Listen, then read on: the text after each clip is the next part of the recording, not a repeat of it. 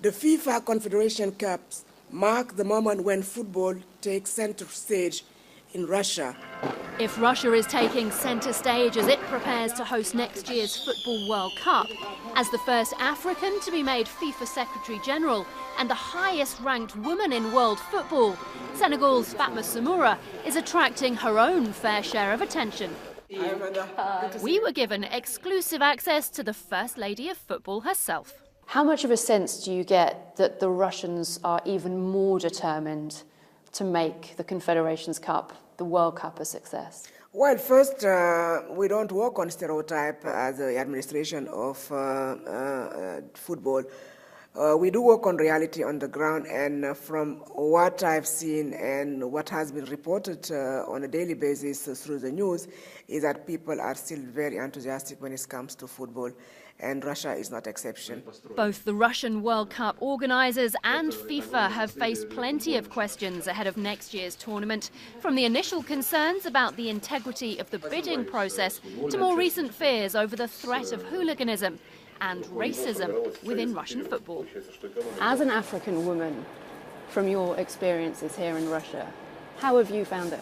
Well, so far I can say that I'm not on the pitch, so I haven't had a really chance to see in depth the issue, but definitely for our sustainability and diversity unit, it's a big issue in headquarters, and definitely for FIFA, it's zero policy tolerance. Do you think they're taking it seriously enough? Do they understand the issue here in Russia? Well, definitely the Russian authorities are taking it very seriously. One of the criticisms of Samoura when she joined FIFA was her lack of football background, but seeing her in this scenario, she more than holds her own. Football gets a bad press in terms of its treatment of women, in terms of sexism. Given what you know from your other aspects of work, how bad is football compared to politics, say? I cannot compare both, because in every aspect of the sport and the political life, you have positive development and you have also some drawback.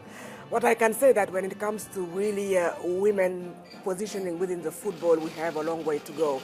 They say, though, don't they, that politics and football shouldn't mix.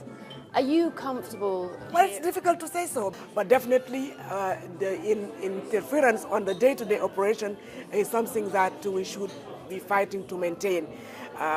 Taking it from politics, yes, but doesn't mean that we cannot speak and work and collaborate with government. And that's one of the things, isn't it? The perception, I think, for a lot of people in terms of Russia, in terms of dealing with the top level, that it's pretty dictatorial, it's quite a closed shop. What has your experience been of working here and helping to set up the World Cup? This is my fourth visit to Russia, and really I could not feel on my day-to-day interaction with them this, prominent presence of the state on the day-to-day business, and the decisions are taken without any government involvement.